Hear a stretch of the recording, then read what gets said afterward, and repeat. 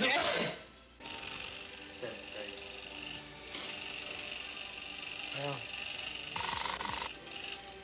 okay, Joe. Take care.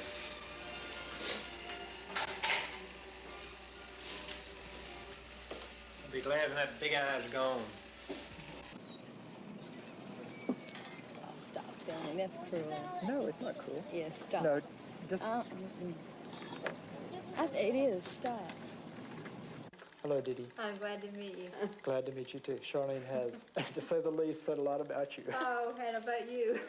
Would you stop? Would you stop?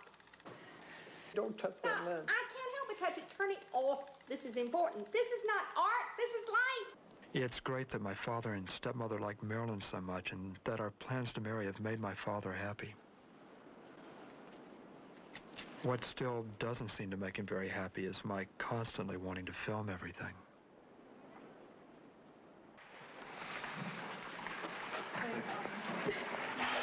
Don't mind him. He's just sort of does this all the time. That's all that matters. That's right. Is she getting dressed? No. Ask her. I don't want to come out because... What do you... Oh, Ross. Not now. Huh? Okay. No. I quickly negotiated with Marilyn for 10 more minutes of filming. You sure you never had anybody hit you? Not yet. And it's becoming harder and harder to find the time to film my own life and live my own life at the same time. There's so much to do. It's heavy. Yep. You know, if you could put that camera down, you could help.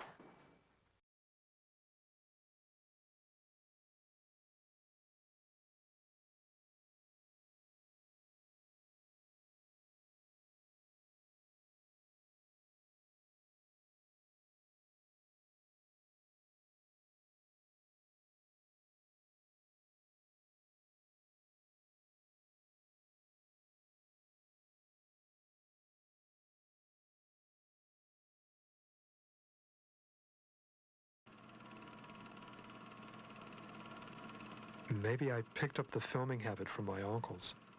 During the years I was growing up, it seems like either Uncle Fred or Uncle Nate filmed nearly everything we did. There's my mother. Uncle Fred shot this footage the Sunday I was baptized. I wonder if all this exposure to cameras had some subliminal effect on me. Made me want to do it myself when I got older. My Uncle Nate, Super 8 Nate as we called him, he was pretty good at cinema verite. He even managed to film what must have been my first kiss, bestowed by a neighborhood girl whose name I can't even remember now. But here it is, recorded for all time on film.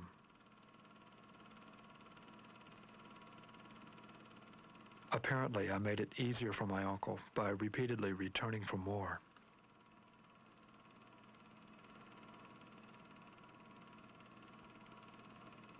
I've spent a lot of time looking at these images and thinking about them.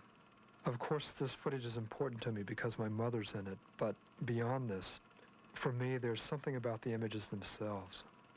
It's the way everything seems to shimmer in the light of that particular ordinary Sunday morning. The way everything's in movement, the shadows, the light, the handheld camera. And there's the slight camera shyness of my parents, shyness mixed with happiness and pride. Everything's sort of quivering with a kind of life that would be very difficult to reenact.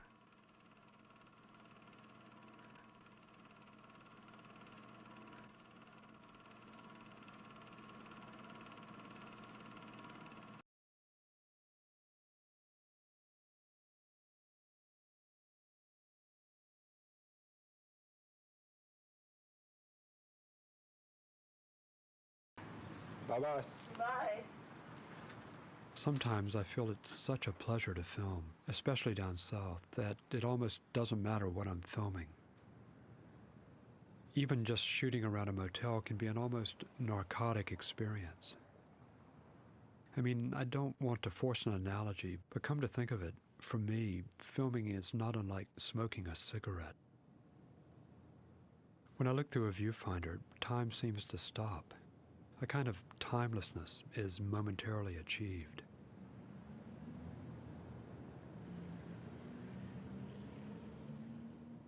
Just fooling around here, playing with exposure, depth of field, mirrors, trying to see how many special effects can be created without the use of special effects.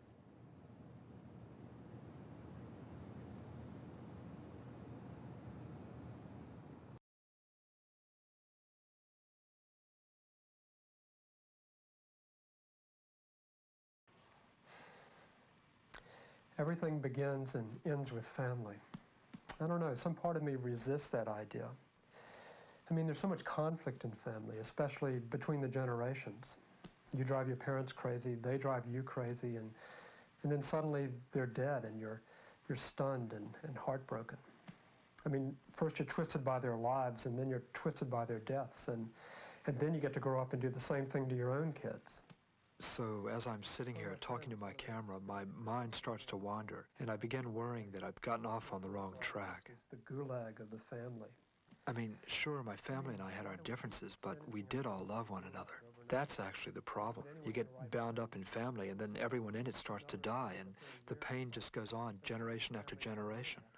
But I can't just sit here and talk about all this. It's too depressing.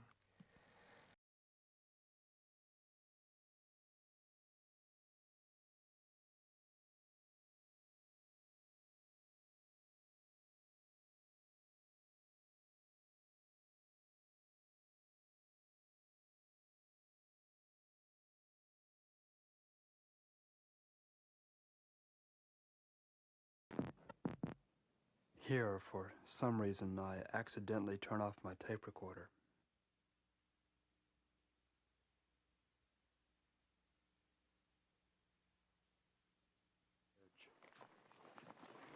You know, forest firefighting comes in handy when you're under personal stress. And I guess the reason being is that all of a sudden there's something more important than your little problems in life. There's something bigger, really, in a sense, than all of us. The force of fire is tremendous. It's at times a horrible beauty, and the aftermath can sometimes be a tragic miracle. There's a curative effect here that is wonderful. And of course, after the fire, you plant trees, and there's something there very elemental that says, hey, we can renew it. After disaster, there's new hope. We can bring back the forest, and when it comes to your personal life, why, there's new growth there after the pain. So in some ways, the two, forest fires and life, parallel each other. My guide seems to have answers to all the things I've been wondering about. It's as if the National Forest Service somehow knew to assign me somebody from its metaphysics unit.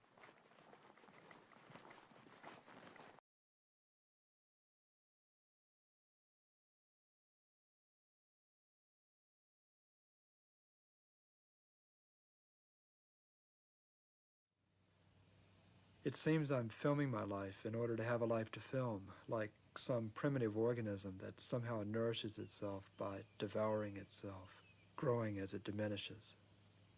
I ponder the possibility that Charlene is right when she says that filming's become the only way that I can relate to women. I'm beginning to lose touch with where I really am in all of this. It's a little like looking into a mirror and trying to see what you look like when you're not really looking at your own reflection. I've come to the end of my journey with no car, no money, and only one roll of film.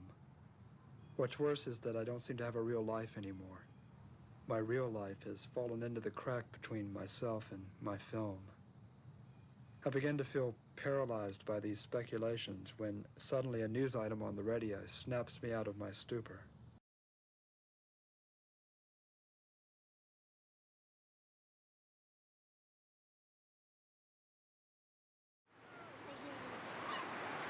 I have to do it like this because he can drive it.